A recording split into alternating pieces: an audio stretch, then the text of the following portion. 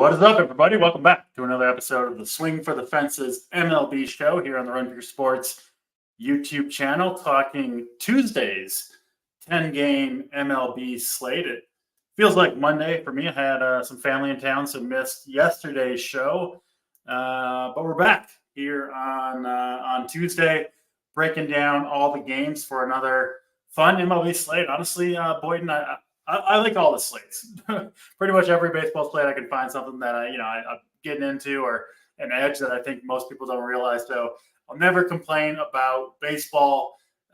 Happy to be talking the show, breaking down the games, posting the article, and back to my normal routine of sitting in front of my computer all day and watching every single pitch of every single game that goes on. Happy to see you, parents, but shoo away now. Off to the airport you go, and DC needs to sit in front of his computer and watch some baseball. So happy to be here. Joined today, of course, by Mr. Steve Boyden. How you doing on this Tuesday afternoon, Steve?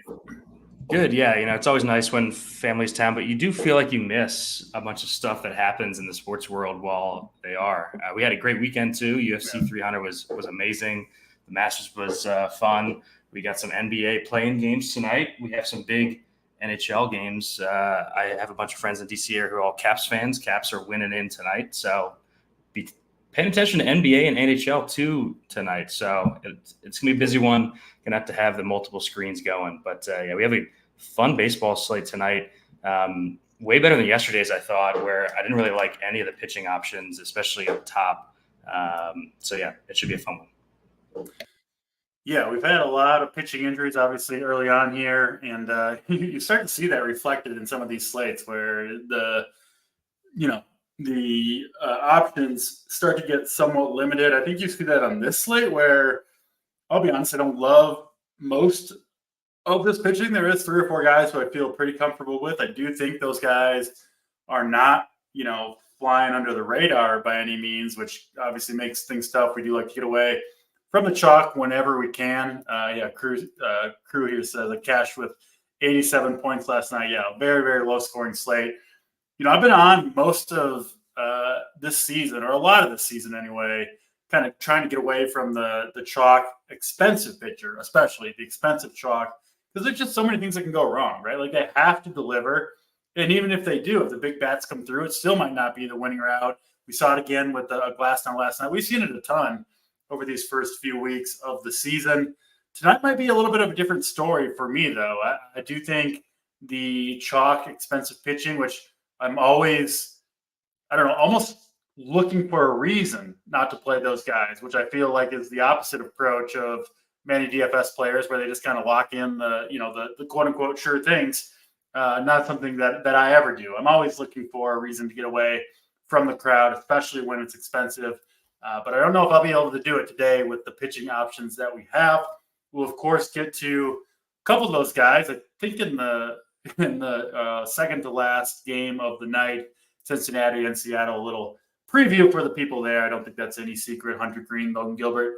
But before we get there, we will, of course, go game by game like we always do on this show. And we'll start out in Toronto with the Yankees and the Toronto Blue Jays.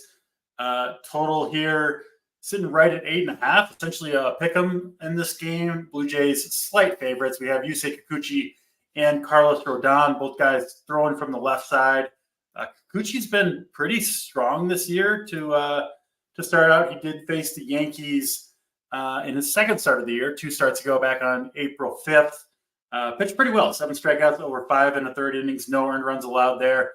Only 4 earned runs on the season. The strikeouts have been there. He gets a Yankees team that I still don't love targeting with Kikuchi despite his success, Steve. I mean, this Yankees team, extremely patient, taking a ton of walks early on. No surprise when you got Soto, Judge in the middle of that lineup. Kikuchi, a guy who can fall victim to the bases on balls at times. And then Rodon coming in here. He's pitched, at least results-wise, pretty well this season, right? If you're looking at the surface numbers, he's 1-0 with a 1.72 ERA. Some strikeouts. He has had 2 pretty tough matchups at Houston, at Arizona. Last one was certainly easy against the Marlins. And 7,600 for Rodon. I do think he's going to get at least a reasonable amount of ownership tonight. I'm kind of very off the Rodon train myself. I've actually seen him pretty low owned, so I guess maybe most people aren't jumping on this ship. But I think this Rodon train, Steve, is headed for, I don't know, an iceberg, a disaster, whatever you want to call it. Just not a believer in him. And I think his arm is going to blow up very soon. And I kind of want to be there for it when that happens. So I really like the Blue Jays bats tonight. But enough talk from me. Let's throw it over to you for Toronto and the Yankees. Yeah, I was on that train last start when he was like super owned and just mowed. That was kind of frustrating. I've been high on Kikuchi. I probably play him more than most. He's looked good, I think, through the first few starts. 31% strikeout rate, lowest Sierra out of anyone like below 9K. That's not Jared Jones, who I'm sure we'll talk about a bunch. Pittsburgh kid, pitched well at Yankee Stadium 2 starts ago. So yeah, I think out of the two of those, DC, I'm on Kikuchi over Rodon if I had to choose. And there's not that much under 8K tonight. Last night, I basically only played pitchers under 8K, but I'm kind of in the same boat as you. I'm going to have a very tight pool at pitcher today, and it's going to be tough for me to click anyone under 8K. I do think Kikuchi is my favorite of the bunch, though. We have a low projection on Rodon. I think I'm in lockstep with you as to, where he's at talent-wise right now. Toronto, dead last in the major leagues in strikeout percentage against lefties to start the season. And they're 6th in weighted runs created plus. So it's not like you're playing them in some plum matchup here. It's a road start in Toronto in the Dome. So yeah, I don't love Rodon here. Actually wouldn't mind some Toronto bats. I think you wrote up Toronto a bit in your article. So for me, it's Kikuchi and possibly Toronto bats. Maybe more secondary stacks for me, hunting some power against Rodon. But yeah, I'll be on Kikuchi here. He will be in my pool. Yeah, Rodon gave up a ton of home runs last year in his limited amount of pitching. He's actually come back with some pretty decent velocity, at least to start the season. But if you look at the strikeouts, way down, especially against right-handed batters, down to 17% strikeout rate for Rodon. And his velocity has declined in 3 straight starts. I've talked about this. Even before his first start. I think Rodon is out there like max efforting his fastball right now. And I just don't think it's going to last long for him. He missed almost all last year with arm injuries. And like I said, I'm not going to try not to repeat myself over and over again. But I think he is what I wrote in my article, a ticking time bomb. And I think when it goes bad for Rodon, it's going to go really bad. And I think this Blue Jays team has the bats to take advantage. That first, 5 or 6 in the lineup? That's Springer, Vlad, Bichette, Turner, Schneider, and then Danny Jansen back in the lineup. He's got power, 3,100 in the 6 hole at catcher. I think Rodon is certainly capable of just getting absolutely nuked here. I'm with you. Give me Kikuchi over Rodon. Still don't love Kikuchi here. I think Judge and Stanton, Volpe, some of these Yankees bats are in play too. Where do you stand on the Yankees bats? Are going to any of those guys against Kikuchi? Not really, just because I try to keep the pool tight. I understand it. I'm just going to have Kikuchi in the pool here. The Yanks have been pretty good in the split against lefties to start the year, like you said, and they are patient. I'm not excited to click Kikuchi. I just need a cheaper pitcher in my pool just to kind of diversify the way that it builds my stacks. So, I'm fine with the Yankees here. It's just like at the price tags, they have to play both Judge and Soto. I prefer a couple other spots on this slate with the 6K bats. All right. And it seemed like a little bit of background noise. Like it seemed like it switched halfway through when you were talking there. So I don't know if you clicked some button. It sounded good. The second half of what you're saying. I'm not sure. Am I good now? Yeah, you seem good now. Yeah, just okay. And it wasn't too bad either. But whatever you did there seemed like it made a difference. So anyway, that's New York, Toronto. We will talk about Cleveland and Boston next. It is Garrett Whitlock on the hill for Boston. He's been pretty good through 3 starts now. This will be his 4th. He's faced Baltimore, Angels, and Seattle. So obviously a pretty tough start against Baltimore. The other two have been kind of gold mines, honestly, for right-handed pitchers. But I do think Whitlock is improved from what we've seen in the past in general. Got up to 101 pitches in that LA start. So, the duration can be there if it's going well for him. But especially for right-handed pitchers, Steve, I'm just not using many of these guys against this Guardians team. I mean, they are just a pesky bunch of, what do we have? 6 left-handed hitters, including the first 5. I mean, this Kwan, Jimenez, Ramirez, Naylor, and Naylor combo, Bo Naylor up to 5th in the lineup tonight, just really not something I'm trying to pick on, and I'm probably not doing it with Whitlock tonight at 8,300. Opposite him for the Guardians, we have Tanner Bybee, who was pretty good through his first 2 starts. Actually, he's had one good start against Minnesota, who has, for the most part, really struggled this season. The other 2 starts were against the White Sox and the Oakland A's. So this guy has had, frankly, about as good of a schedule as you could ask for, right? Through 3 starts to start the year. And he's got an ERA near 6, a whip of 1.83, 15 strikeouts over those 3 starts, which isn't anything to write home about. He is, I think, a pitcher that at least some people are pretty high on. I was kind of lukewarm on Bybee coming into the season. And so far, at least, the results from this season have kind of confirmed that, where I kind of think he's, an SP3-ish right now. He does get a somewhat watered down Red Sox lineup. They do have Rafael Devers in there. Bybee, too, will face 7 lefties, including the first 6 in this Red Sox lineup. Fenway Park looks like pretty good hitting conditions, 60 degrees, some winds out to right field. That's pretty good this time of year in Boston. I don't think I'm going to either of these pitchers, and I think we could see this one going over that 8.5 total. Where do you stand, Steve, on Boston and Cleveland? Yeah, exact same thoughts here. I do like Crawford overall, but this is a spot where I want to use Boston bats. I actually bet the over this morning in this game. You said Crawford. You mean Whitlock? Whitlock, yeah. Sorry. Yeah. But yeah, my focus here, I put it in the playbook today, is going to be on Boston bats. I'm going to have them in my pool. Just a team that I think overall we're going to be using against right-handed pitchers and maybe targeting with left-handed pitchers. The lineup just leans so lefty heavy right now. You got Duran, Devers, Yoshida, Casas, Abreu to start the lineup. It's just so lefty heavy. It's good to see Devers back in there. He's gotten off to a slow start to the season, but that's just kind of dropped his price. He's only at $5K now.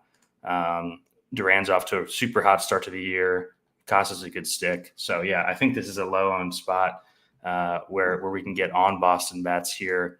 And yeah, I'm not picking on Cleveland. They're kind of the same deal as the Nats for me. That's why I wasn't on Glasnow last night at the 11K tag. It's just hard to put up like a 35 against teams like this. They work counts. They're going to, put the ball in play and not swing and miss. So I'm on bats here, strong lean to the Boston side. I like Boston too. I do think that Cleveland lineup, anytime you can get them fairly low owned, I think are a pretty good play. Whitlock, not quite as good for sure against left-handed pitchers, and you can run a little bit on him as well. The Cleveland has like the fewest one-offs to play, I think, but also is one of the best teams, I think, as a sneaky stack, because they don't strike out, high on base percentages, put the ball in play, and especially in a park like Boston, right, that really benefits just base hits. It's just hard to get outs there. You can go opposite way, obviously, and just kind of flick one off that monster and get a double. That top 5 for Boston, or for Cleveland, sorry, Kwan, Jimenez, Jose Ramirez, Naylor, and Naylor, I think is pretty tasty against Garrett Whitlock. Wouldn't be surprised to see them put together 2 rallies. And I've been thinking about it, Steve. That's kind of what you want, right? When you're stacking up a team, you want that like 5 in a row to have 2 good runs through the order, right? Where everybody kind of gets points. contributes, drives each other in, scores runs, all that stuff. And then you hope for like the big blast from somebody. And I think this Guardians team has a chance to do that twice in this game. Yeah, and the Guardians have gotten a rap for having no power, and that may have been the case last year, but they've shown some pop to start the season. They're up to 8th in team ISO against righties. So it's not like you have a team with zero pop. You get a rally going, you hit a 3-run bomb, and you're off to the races. Yeah, I'm in on the Guardians tonight. They didn't make my article, but they are growing on me as we look more into the slate, especially with the pretty good hitting weather in Boston. But I'm with you on the Red Sox too. I mean, Tanner Bybee, he's got to prove it at this point after really overall struggling with 3 of the best matchups that you can have. Yeah, I think we could see a lot more scoring than maybe most people, and I think ownership will show between the Guardians and Boston. Seems like you have something more to say on this game. Go ahead. Yeah, he just really had trouble finding the plate. Boston's a patient team; it can unravel in a hurry at Fenway. So yeah, Boston's probably. We'll talk about stacks later, but I'll just give it away. That's my favorite contrarian stack in the night. Awesome. Yeah, we do see Fenway is one of the best parks for just. Yeah. You don't often get Fenway low owned too, and we're gonna get that tonight. So. Yeah, I think for the big inning kind of out of nowhere, Coors is clearly number 1. I think Fenway Park might be number 2, all things considered. So that's Boston and Cleveland. Next game on the docket is Pittsburgh and the New York Mets. We've got Jose Quintana. We got 2 kind of completely opposite pitchers here. The longtime veteran, Jose Quintana.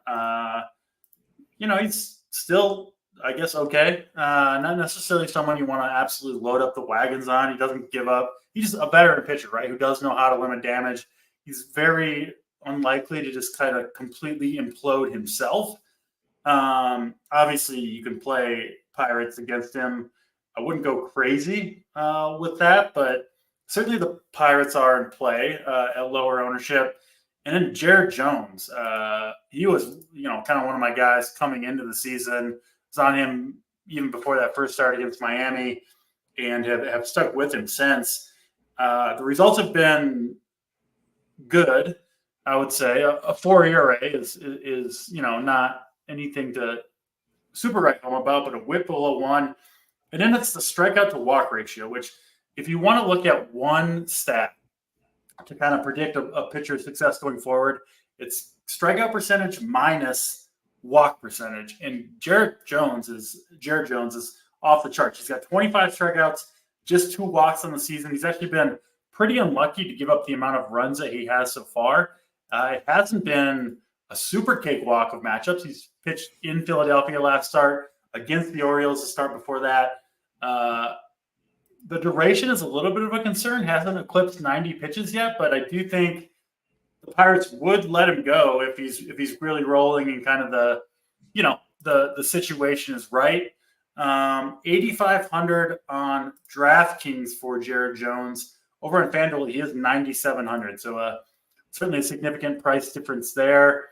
And the Mets have kind of started to come alive a little bit. They have I think the 3rd or 4th lowest.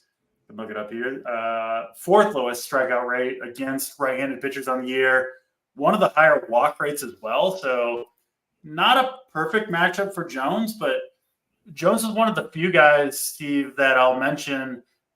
There's just a select, a handful. Maybe you can count them on 2 hands, who I think can overpower any lineup in baseball with just their raw stuff, right? If Jones is locating this fastball, the secondary pitches, I think the opposing team's strikeout numbers matter less for him than they do for a Tanner Bybee, right? Or something like that. So Jones 8,500. Listen, I'm in.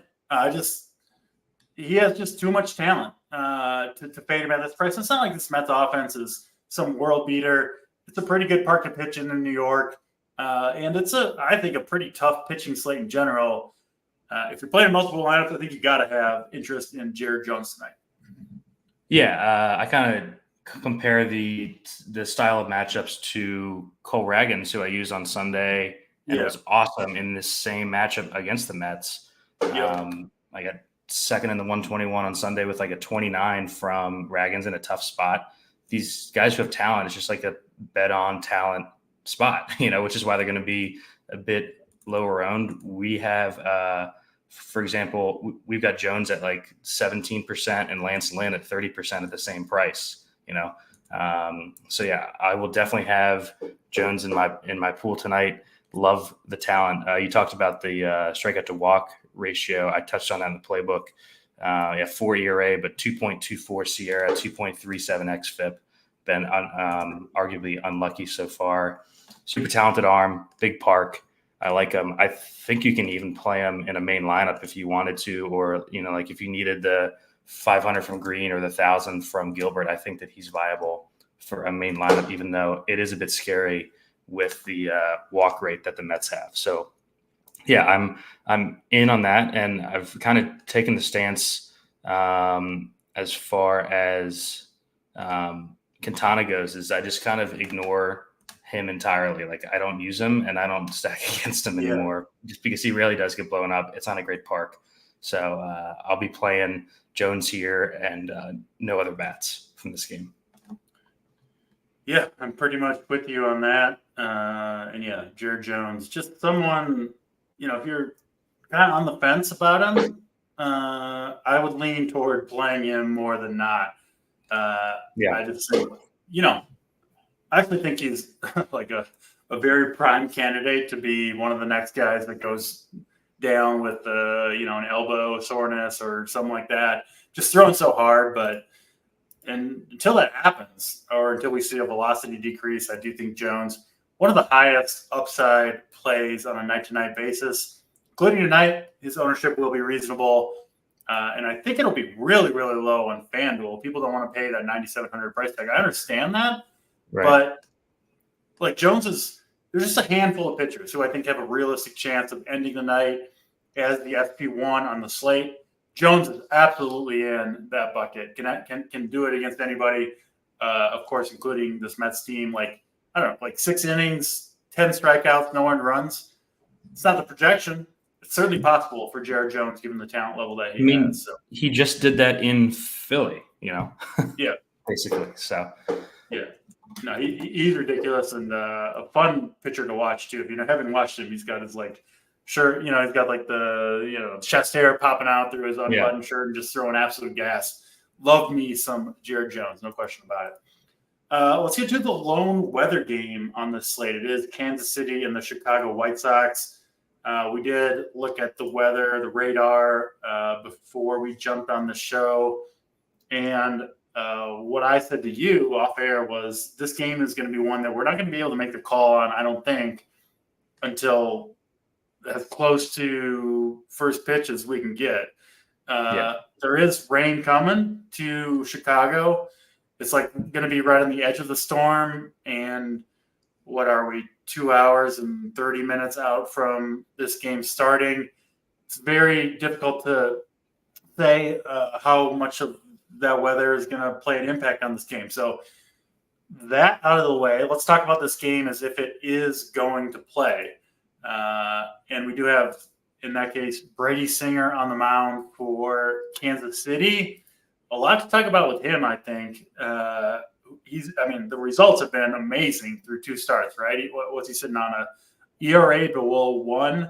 He's 2-0, averaging 24 DraftKings fantasy points per game. Now he has faced Houston last time, held his own. Yep. Before that, he did face this White Sox team, performed well against them, and then back on March 31st, dominated the Minnesota Twins, 36 DraftKings points in that one. Do we know who's pitching opposite Singer? Jonathan Cannon? Yeah, that's right. Okay. So Singer, I'll start with Singer. I actually don't know much about Jonathan Cannon. Maybe you do. Yeah, I can talk about him a bit when we get to it. Yeah. So Singer, I actually don't think is that different than he's been just as a pitcher overall this season compared to other years where, let's be honest, pretty mediocre starter. And so in my opinion, he's overpriced. I don't think Singer if we look at a month or 2 months or at the end of the season, I don't think he's anywhere close to the $9,200 pitcher he's priced at on DraftKings, and especially the 10.5K pitcher he's priced at on FanDuel. But this White Sox team is absolutely brutal. They do get Eloy Jimenez back, but I don't know. That's still a decent matchup for Singer's skill set, right there. Assuming I doubt Eloy is even fully healthy. He's probably rusty, right? Hasn't really played in any games. So from that perspective, I like Singer, but this price point is high. Obviously, weather concerns aside, right? Especially if there's any risk of an in-game delay where he'd be pulled. I think that'd probably be enough to get me off Singer. I do see, at least from our friends over at SaberSim, some pretty low ownership projections on him. So I don't know. I'm torn on Brady Singer. I'm leaning towards probably not playing him much. But talk to me about Singer and then whoever this White Sox dude is. Yeah, I'm pissed they bumped up his price. I think just whoever's facing the White Sox right now is going to be bumped up. I would love to play him at 7,800 or something, but 92 we saw. I think it was Ashcraft on Sunday was priced up, but he crushed just because it's the White Sox. It doesn't matter right now with this lineup. Like you said, they get Jimenez back in there, but they have just been dreadful since the injuries. Last 14 days, dead last in both weighted runs created plus and ISO. Just no pop in the lineup.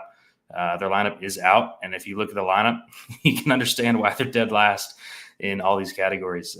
Grossman, Benintendi, Eloy, Sheets, DeYoung, Fletcher, Shoemake, Nicky Lopez, and Maldonado is their lineup tonight.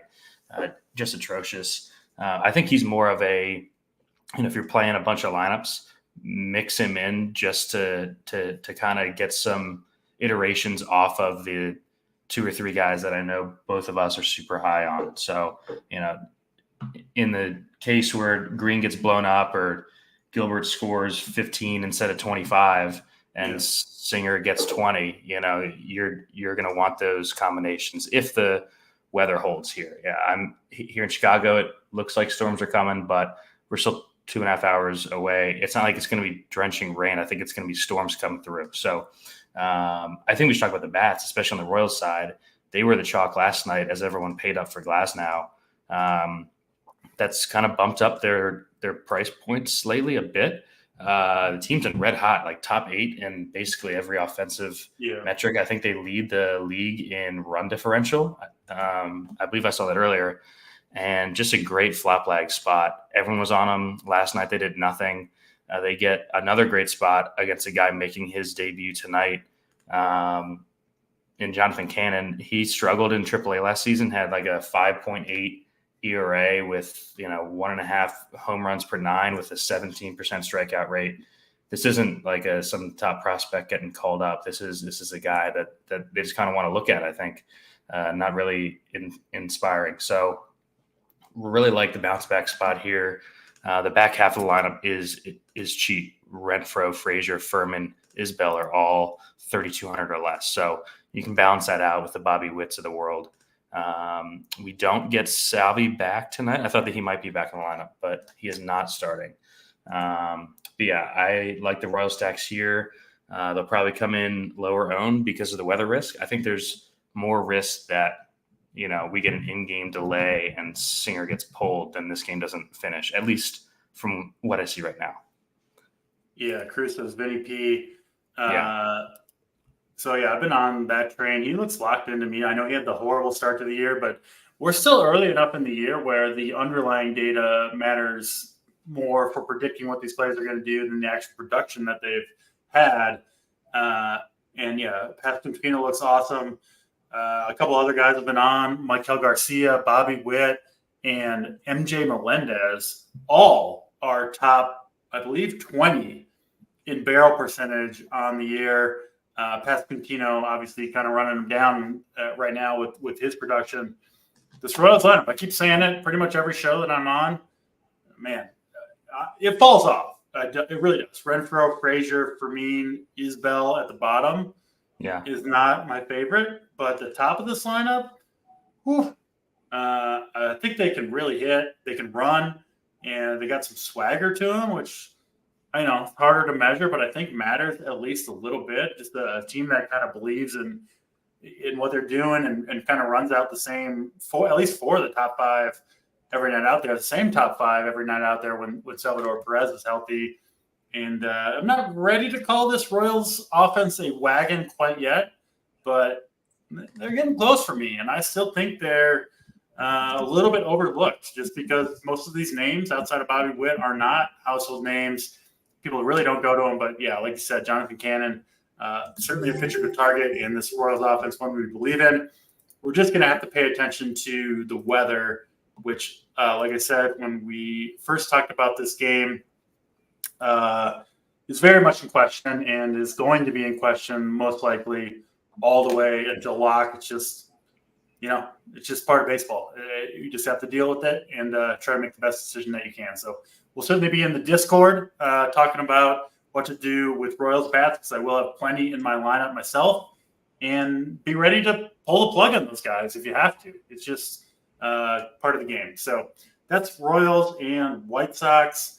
We'll throw it to San Diego and Milwaukee next. Another, I think, pretty interesting game here. We got Dylan Cease on the hill for the White Sox, Wade Miley for the Brewers. This Brewers team, Steve, I've talked about it a lot. Even though they lost Christian Yelich, like if you just look at their season-long numbers against right-handed pitchers, it's pretty absurd. Near the top of the charts in most categories, they're running wild. You can steal on Cease. We will see some Cease ownership. I know we were in the Discord discussing what that might be. You said a lot of the industry has them projected around 10%. Sabre has them around 25%. My guess is it comes in between those two numbers, maybe between 15 and 20% would be my guess with Dylan Cease. People love playing Dylan Cease, though, man. So I do kind of lean on higher ownership. And I'm torn on this one. I'm kind of an anti-Dylan Cease guy to some extent, mostly because the industry just seems to love him. He's very expensive tonight, the most expensive pitcher on the board, 10.7K. And listen, the Vegas line starting to give this Milwaukee team some respect. A 4.1, 4.2 total for the Brewers. I don't know. I'm probably not going to play Cease tonight. And listen, these contrarian stacks, I've almost won a couple GPPs, the Cub stack against Darvish. There's a couple others where if you can get a really low owned, especially a high upside stack and steal bases against a popular pitcher, that's a good way to the top. So Cease is a high upside guy. There's no question. I understand why people are playing him. I'll probably lean the other direction for the most part. And then Wade Miley, throw him in the Quintana box for me, right? I don't really want to ever play him, but I'm not super excited to stack against him either. I don't know if you guys can hear. I got to go make sure my dog's okay. She's barking like a crazy person. So go ahead and talk about this game, Steve. I'll be right back. Yeah, we saw our guy JT Hayes on Friday. Speaking of low-owned stacks against a top pitcher, almost shipped a slate with a Rockies stack, which is pretty crazy. Yeah, not a clean spot for Cease at all here. We've got a hand in this chart on the site that looks at the whole season and then the last 14 days, how teams fare against that handedness of pitcher. Last 2 weeks, the Brewers first in weighted runs created plus, first in ISO. So definitely not a clean matchup here for Cease. He has been great, though. I think he comes in 15 to 20% owned, tough on paper spot, 10.7K. I kind of like him if you like the cheaper stacks tonight. Like Boston's a bit cheaper. The Royals have cheap bats, spots like that. He's thrown 100-plus pitches in back-to-back outings. And like the 9K range is really strong. Gilbert and Green are going to be popular here. I think if you do like the cheaper stacks, he's more of a guy that I'm going to mix in than I'm going out of my way to play on this slate. Cease. DC, I was saying on Friday, our guy JT basically shipped with Rockies against Gaussman. So, these lower owned spots against, the top pitchers. That's the the Nats ship last night against Glass now. So people always laugh at me about this stuff because, like, obviously sometimes if you're going out on the limb of trying to play a 2 or 3% on stack against a chalky pitcher, of course, most of the time it's not going to work out, right? Like, that's why they're 2%. Yeah, exactly. But man, I talk about it all the time. It's not about how often you cash or, it's about how much you win when you are right. Yeah. And that's a good way to try to get to the top of a tournament. And so, yeah, I think the Brewers make some sense here. It's really not the most inspiring lineup, right? You look at it and like they're fun though. Chorio's been good. Terang's got like 8 or 9 steals already. Yeah, Frelick at the top of the lineup, I think, is a really strong play at 3,400. Contreras has been amazing. And, Cease, as good as he can be, he is very prone to being blown up way more so than, than you're kind of like. I think the Padres are rightly favored in this game, but like you can run on Cease too, right?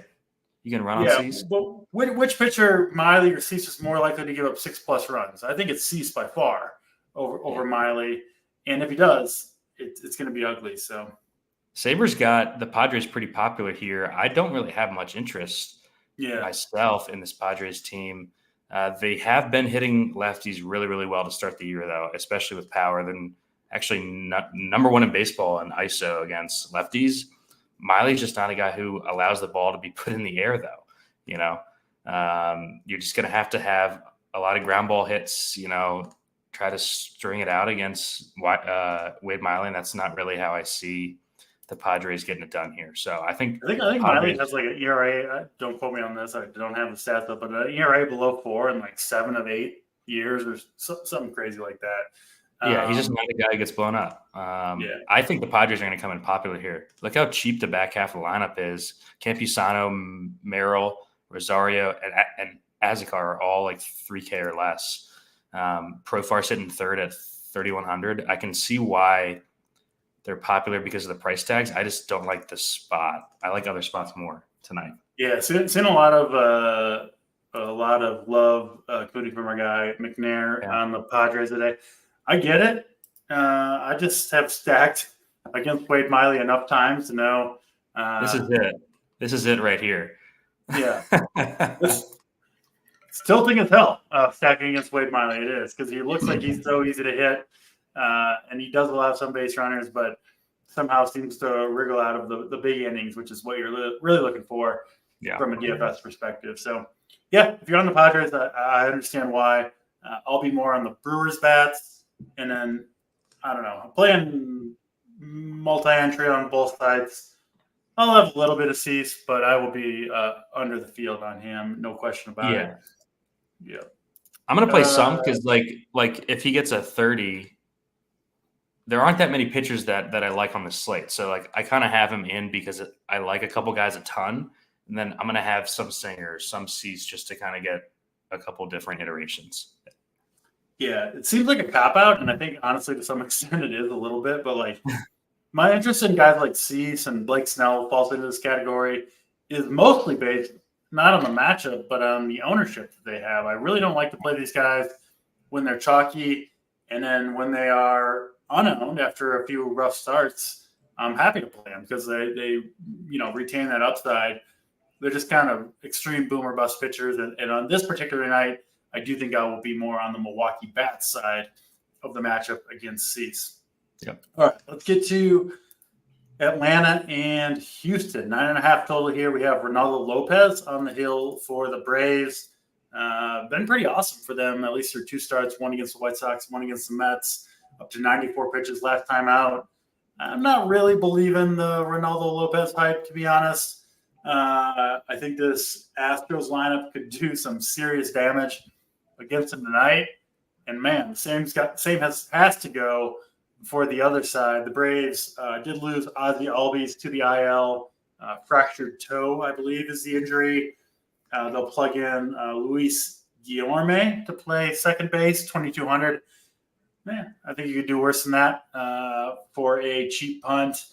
But they'll face Hunter Brown, who obviously had I don't know if I can remember a start worse than negative 23.7 DraftKings points, 9 earned runs, 12 base runners. Did not get through the first inning, recorded just 2 outs.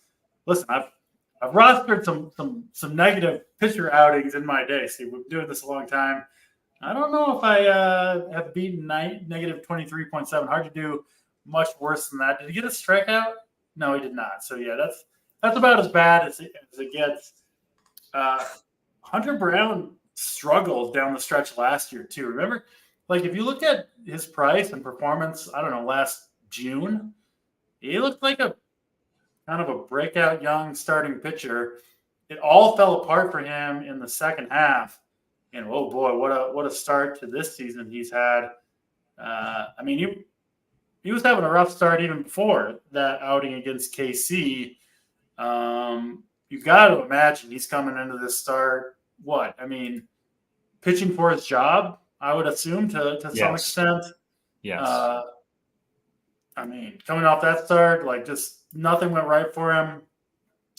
It wasn't that many cheap hits either. The Royals were hitting the ball pretty hard. They look super comfortable. It seems like the book is out on Hunter Brown, and now he gets to face this Atlanta Braves lineup. Yes, they're missing Ozzie Albies. No big deal. They moved Michael Harris up to second. Still Acuna, Harris, Riley, Olsen, Ozuna, the best hitter in baseball so far this year. Arcia, Kelenic, Guillorme, Trump. So not the best, back 3 or 4, but I mean, I could see Hunter Brown just getting absolutely nuked again, right? Like, not a guarantee. And I think in general, you kind of want to bet on a little bounce back performance from most teams or pitchers, but I don't see a lot to have faith in Hunter Brown. The underlying metrics are just as bad as the results have been. Tough to fit these Braves, obviously, given their price tags and the fact that we do like the expensive pitching in general today. But the Braves, top of my list in terms of stacks. And I like Houston too. None of these pitchers, Lopez, Brown, do I have any interest in tonight. How do you see Braves and Astros going down? Yeah, I was super heavy on this game last night because I played all the cheap pitchers, got the cheap pitchers right, and this game sucked. I don't mind going right back. We talked about, I think it was the game where he faced the Rangers. We talked about how bad Brown had been in the back half of the season. He gave up 17 bombs after the All-Star break in like 60 innings. This is it. I think you're right. I think he's pitching for his rotation spot. The Astros aren't going to fuck around and just let him go get bombed every time out. In the rotation, they have arms in the minors. The dude has a 16 ERA, 1.6. They're ready to go. He starts. Yeah. If he gets hit here, what are you going to keep running a guy out there with an ERA of like 13? Like, no, not for long. Yeah. These are 2 gettable arms here. I liked Ronaldo Lopez when he was coming up. I think his stuff is pretty good, but he's also a primarily fastball slider guy against a team that just hammers fastballs in Houston. Love both sides of the plate here, or for the bats here. Houston and Atlanta are 3rd and 1st in baseball in weighted runs created plus against right-handed pitching. And I think the way that the lineup shaked out here with Atlanta actually helps us full stack them, right? Like you can use the cheap catcher, you can use an Arcia or a Guillorme and make the big bats work. So love Atlanta here. I think we get a nice bounce back flop lag spot here on both sides. And I think this game goes nuts. Acuna gets his first home run tonight. God, I need it. in his first plate appearance, long bomb onto those train tracks up at over at Astros Field. We got a Hunter Brown truther here, 583 BABIP. That'll come down. That's fair to say, but I'm not buying in. Not missing any bats, and obviously a tough matchup here. So, yes, Indeed, Brown is indeed better than a 16 ERA, but I still do think he's a pitcher to target tonight. And I haven't actually seen. I don't think the Braves are going to get that much ownership. You have they their didn't numbers? last night, but everyone was playing Glass now last night.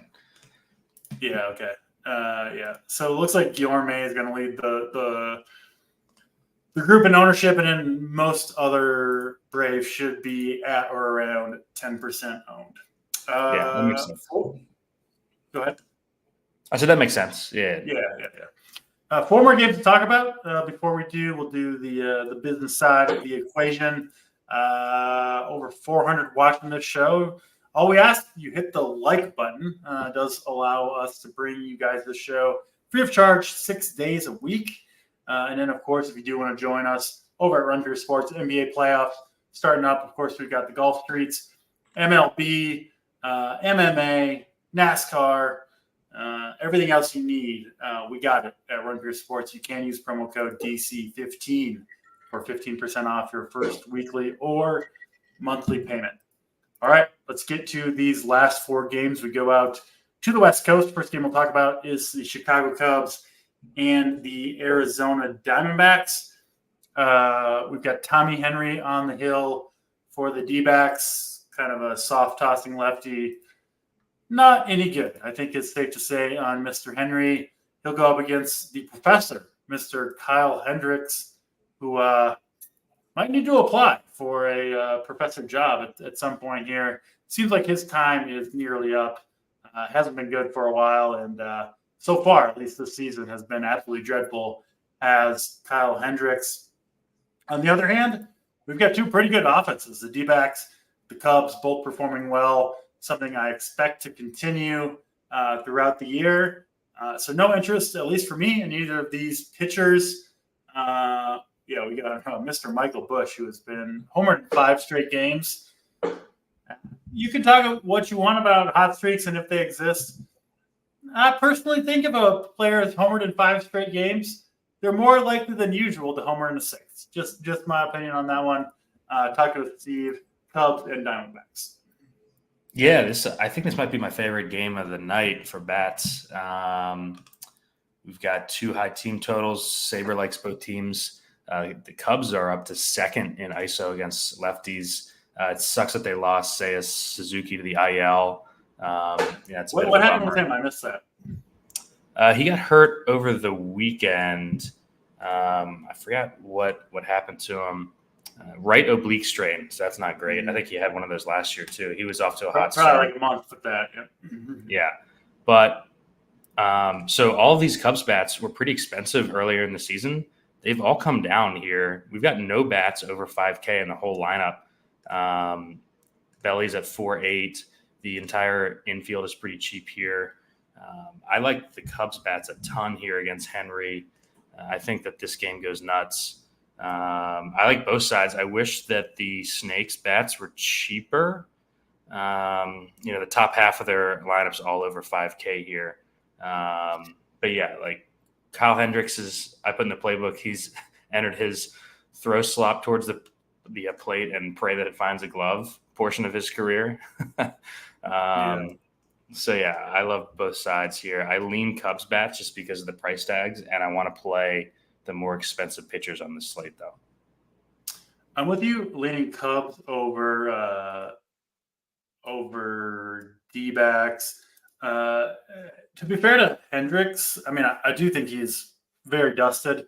He has faced a really tough matchup so far in San Diego, in Texas, and against the Dodgers. So I don't think he's quite as dusted as his it's hard to be as dusted as a 12 ERA would suggest, but I do think there is at least more moderate days ahead. I don't know if there's any good days ahead for Hendricks, but I still do like the Diamondbacks. I'm just saying I don't think Hendricks is quite as bad as maybe the numbers suggest. And then Henry, I know he's actually been okay so far, given the matchups, right? In Colorado, in Atlanta, doesn't really get much tougher than that. Performed pretty decently in both those starts, but not a believer in Tommy Henry. And I'm with you, Steve. I do think we'll see offensive fireworks in this game overall. Still 3 games to get to. We will go after we get through these 3. Of course, we'll do our favorite stacks, contrarian stacks, pitchers, home run calls, and favorite overall bats on the slate. But before we get there, let's talk about St. Louis and Oakland. Up next, we have Lance Lynn on the hill for the Cardinals. actually decent amount of strikeouts so far on the year. We got J.P. Sears pitching opposite Lynn. Good outing last time out against Texas. 26 DraftKings points in that one, helped a little bit by the win. On a normal slate, Steve, I don't know if I would be looking at J.P. Sears. Not like a huge J.P. Sears guy.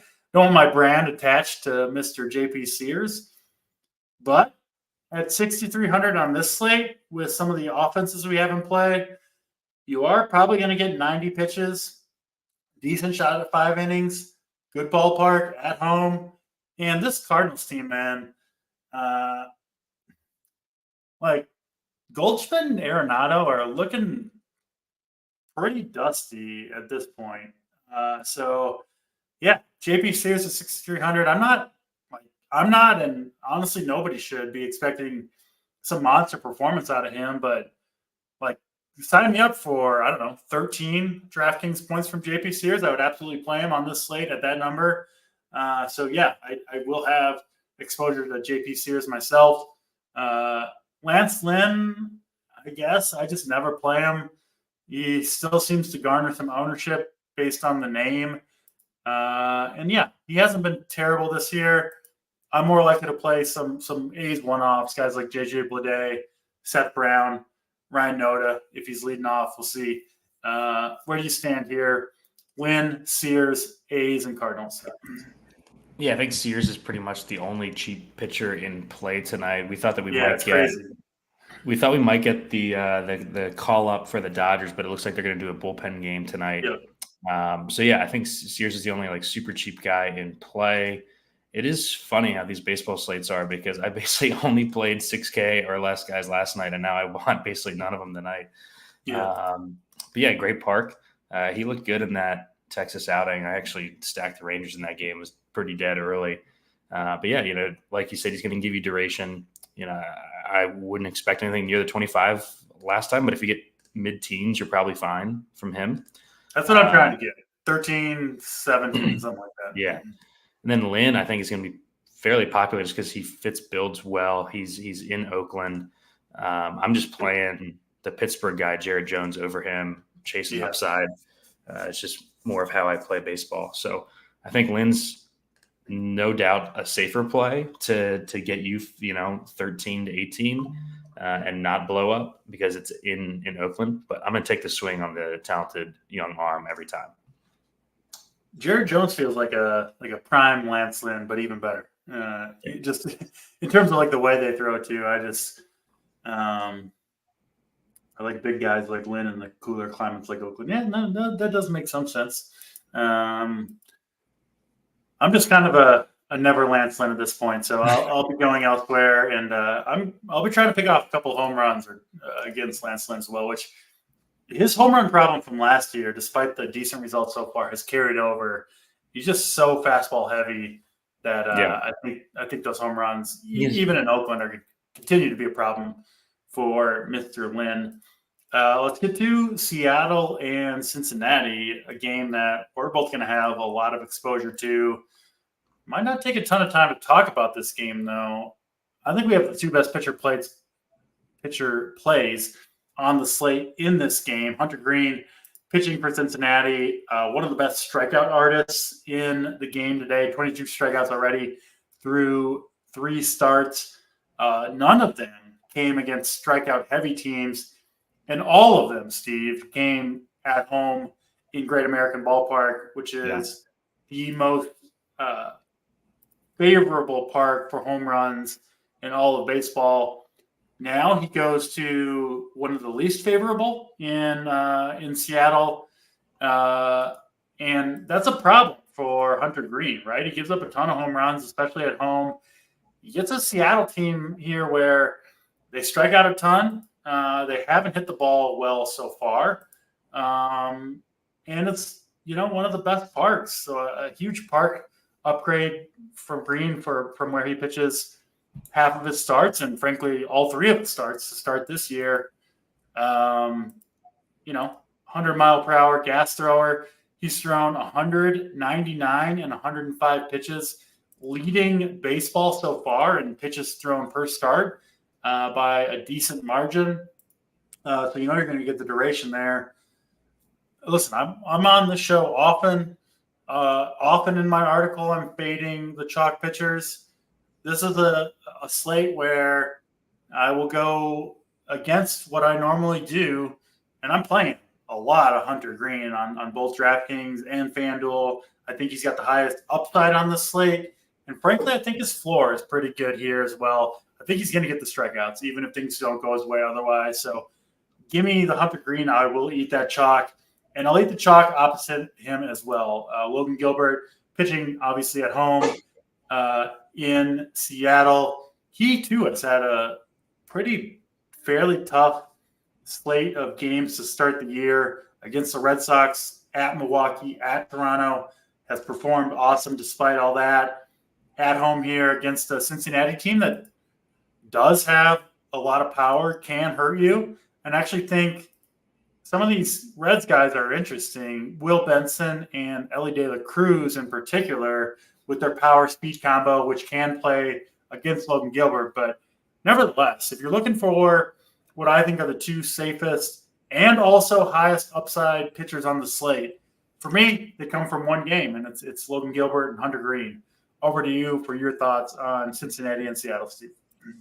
Yeah, basically same thoughts here. I do prefer Gilbert if you're only choosing one here. I just think he's super safe at home against a strikeout heavy Reds team. Their fifth highest strikeout rate against righties. Seattle's first. So yeah, I mean, I also think that especially in single entry, if you're not using an optimizer, people don't love to play both the pitchers from the same game. I actually don't mind doing that. It's like an RPS specialty. We love doing that here. Yeah, so I'm gonna have both of these pitchers definitely in my main lineup. Trying to decide what to do around there. I do want to note on the Seattle side, they called up a speedy outfielder who's Flatstone been 2K. I think that you can one-off him on this slate, just hunting some steal points. We've talked about some pretty expensive stacks and the Dodgers, or we're going to talk about the Dodgers, but the Braves, the Astros, and the Dodgers are all in great spots. So if you didn't mention his name, or Jonathan Clase is his name. Yes. 2K flat. Yeah. I don't think we have the lineup yet, but if he's in there, I don't mind him as a one-off. I would assume he will be. Tons of steals, some power, 2K flat, probably hitting at the bottom of the order. But especially on this slate where we love the big stacks and we love the expensive pitching, he's a good way to go. And I don't normally do this on a big slate, but I think you can play Hunter Green and Clase on the same lineup for sure, right? Especially because he's hitting lower. Fewer of his bats will come against Green. And a lot of the damage that Clase might do is via the stolen base, which actually doesn't directly hurt the starting pitcher at all. So maybe a situation to make an exception to that rule. You said you like Gilbert over Green slightly? If I had to pick one, I love both guys. I'm going to have both in my main, but I think Gilbert is the safest pitcher on the slate. I think he's the safest. I agree with that. Yeah. I think Green is slightly more upside. I think Gilbert is slightly safer, but I do think they're kind of in the same bucket. And honestly, I'm expecting good outings from both of them. Yes. In this game. Let's get to the last game on the slate. It is the Dodgers and the Washington Nationals. We've got, looks like a bullpen game for the Dodgers. I did write up, I don't even know what his name is, Landon Knack. The DraftKings had him listed as a starter. It doesn't look like that's going to be the case. I think now Kyle Hurt is going to start with Ryan Yarbrough in relief. Again, I'm not 100% sure that's exactly what's going to happen, but I think that's the best guess as of now.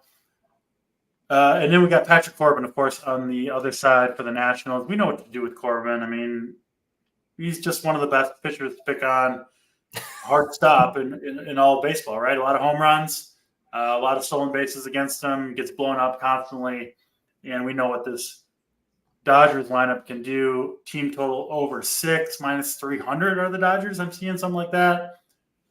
This one seems pretty simple. I don't think you can really play anybody from the Dodgers unless something changes in terms of what we expect from their pitchers. Can't play any Dodgers pitchers.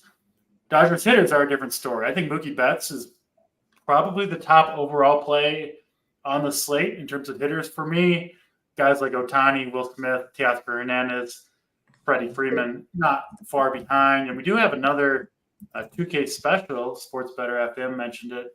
Pages, we expect to be in the lineup for the Dodgers. Another guy who has some talent and is 2K flat, which does help, especially on this particular slate. But I'll throw it over to you, Steve. Dodgers and Nationals. What do you see here? Yeah, got to like the Dodgers here against Corbin, who, they're just kind of giving the ball to every fifth day because they have to keep paying him. He hasn't improved at all. He hasn't really changed anything. He's just kind of going out there and getting blasted every time he goes out. You got the albatross salary.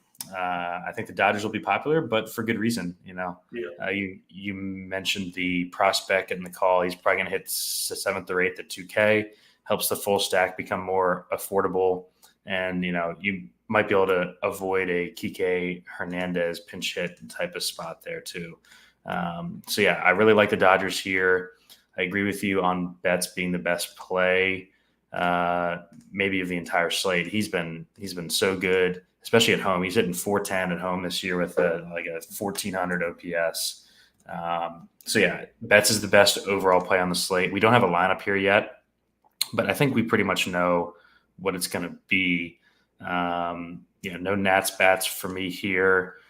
Played some last night, but it's just going to be Dodgers bats. And I think their main lineup viable. I think, with Pius and with Clase, I think you're basically able to build whatever stack you want tonight. 100%. So fair question here from Joe. You think Pages would have any pinch at risk? I would say yes, some. But I do think that there's a good chance that both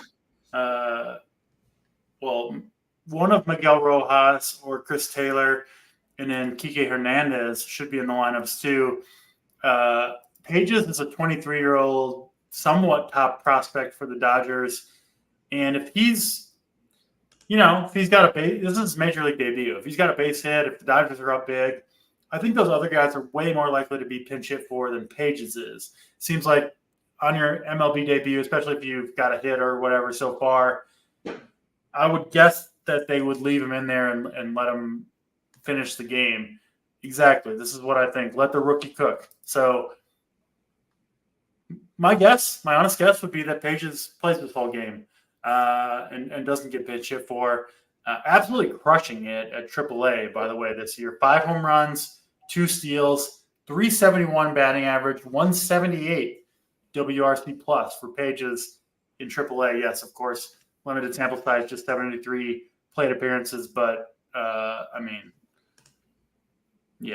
favorite low-owned Dodgers that won't get pinch hit. There you go. It's Mr. Andy Pages. Again, no lineup yet. I would be very surprised if Pages is not in the lineup tonight myself. And also, I do think he has a very good chance to finish this game. All right, let's get to some of the fun stuff. Let's go favorite overall stack and favorite contrarian stack. I will go first. I will take the Braves, as I often do, as my favorite overall stack against Hunter Brown. This hasn't shown anything so far this year. Struggled last year, and I love me some Braves. Also, Houston bullpen pretty worn out. They really haven't gotten much from their starting pitching. No Verlander, Framber on the IL. It's been a bit of a struggle. I think the Braves could do some serious damage in this one. Contrarian stack. I'm actually seeing this gain some steam, but I'm going to stick with it because I really do believe in it. It is the Toronto Blue Jays in that first game of the night. I think Carlos Rodon, like I said, when we talked about that game, ticking time bomb, and I think it blows up tonight against this Blue Jays lineup, mostly on the top 5 or 6 guys. The top 6 Blue Jays guys is who I'm really on against Rodon and the Yankees. Over to you, Steve. Favorite overall stack and a GPP contrarian stack that you're interested in as well. Yeah, I'm going to go with the Dodgers here, who we just talked about. with the cheap 2K outfielder, you don't have to mess around as much with the Rojas's and the Hernandez's of the world. I like that. Just makes the stack so much better. The Nats bullpen, of course, is not good behind Corbin here. So I like the late night hammer with the Dodgers, especially after they disappointed last night against the rookie pitcher. Contrarian, I will go with the team that was chalk last night. I'll go with the Royals here. I think if the weather holds up, they're facing a back-to-back guy making his debut with the super bad bullpen behind him. Like we talked about earlier, Witt, Pasquantino, Velasquez, Melendez. The top 5 of this order are really good, and I think they're easy to fit because we do have the cheap guys. So I'm going to go with the flop lag spot with the Royals here. Yeah, and shout out to our man Holden for the Donnie Johnson reference. Johnson from Mr. Jetty there. All right, let's go to what we like to call your most important pitcher. So the guy that you think you might be most overweight on compared to the field. I'm playing a lot of Hunter Green tonight. I know he's chalk, but I might have, 60, 70% Hunter Green. Haven't run my final stuff, but I'll be riding with Hunter Green. And I'll give the other one to, I think the only cheap pitcher worth playing tonight is JP Sears. So almost by default, I would want to get in some big bats, and there's nobody else to play down there to afford those big bats. So JP Sears, somewhat regrettably, Steve, is going to make a lot of my lineups. What about you? What do you got for your most important pitcher tonight? I'll go with the guy that we talked about. So I just checked out Captain's pitcher projection. He's been really good to start the year. He's got one Jared Jones projected as the highest. Ooh, spicy Captain, I like it. With the highest projection on the entire slate. I'm going to play a bunch of him. It's not the cleanest spot, but hey, I'm going to be betting on the talented arm here tonight in Citi Field. If you're playing a lot of lineups and you don't have any Jared Jones, you're a goddamn coward. I'll say it like that. If you're playing a bunch of Lance Lynn over Jared Jones, grab your balls and enjoy life a little bit. Yeah. All right. Let's get to a home run call. Maybe a kind of off the board, not super popular stack type of call. I'll go first on this one. All right. I'll go with Mr. Will Benson. I'm going to have a lot of Gilbert on the lineups that I do not have him. Benson been one of my good calls from early on in the season. This guy's on fire. A couple home runs. What does he have? 5 steals on the year. He's running wild. He can run on Gilbert as well. Hitting in that 2-hole 4,100. Got more than enough power to take Gilbert out, even in a tough home run park in Seattle. So I will go with Will Benson as my home run call tonight. What about you, Steve? What do you got for a home run call for us? Missed opportunity. Michael Busch is the home run call. He's going for 6 in a row. My man. I actually really like the Cubs here. A couple of bats have not been great lately, namely Bellinger and Morel. I think Morel was actually going to be my home run call, but it's tough to not pick Busch. If he does make the lineup, I'm not sure. Garrett Cooper's been really good. Bro. They're not benching Michael Busch after 5 straight games with home runs. Both the guys can start. I hope not. We'll see. Yeah. So I'll go with Morel as my backup if for some reason he's not in the lineup, because I don't think we have that lineup yet. I've been waiting for it all show here because I'm playing a ton of Cubs tonight. The analytics have gone too far. If you're benching the dude who's got home runs in 5 straight games, you say, no, you can't handle the lefty against Tommy Henry of all people. No, Michael Busch will be in the lineup. If not, I'll be writing an angry letter to I don't know what the address at Wrigley Field is, but yeah, you'll be getting a letter from DC, which I'm sure will go right in the trash. That's all good. Let's get to our favorite overall bat on the night. See, you can take this one first. I gotta scroll through some of these players. Yeah, I'm gonna go with a guy who's just bumped up to the top of the lineup. Got off to a super hot start to the season, but has cooled off for the last couple games. Time for a bounce back game for one Michael Harris. So I know that both of us are high on overall. like the Michael Harris call. I would go over to the Guardians. Josh Naylor has been locked in to start this season. He gets Garrett Whitlock in Fenway. Naylor, a guy that can go opposite field. And I think he'll go a little bit overlooked. I don't think a lot of people are going to play the Guardians. I think we're going to see some runs in that Guardians-Red Sox game. So Josh Naylor, my hitter of the day. All right, that'll do it for us. Almost took you to the 6 Eastern time. Lock there. We got, an hour and 10 minutes before lock of the general games. We will be watching, of course, the White Sox-Royals game in chat. Make sure that game is going to go off and give our final takes in the Discord before that. So, of course, get in the Discord if you're a member. If you're not, DC15 for first payment, 15% off weekly or monthly, whether that be MLB package or the full package, which you should get over at Run for Your Sports. And, that'll do it. The show will be back same time. Actually, no, not same time, same place, Steve. We got, I believe, 2 early slates, Wednesday and Thursday. Haven't seen the schedule for sure. We're not making it weeks in advance over here at RPS, but I believe we will be on the night first. Yeah, we'll get through the night. I believe we will be on the air bright and early both tomorrow and Thursday morning. And we do appreciate all you guys watching, of course. And we'll see you tomorrow at some point. For Boynton, I'm DC. We're out of here.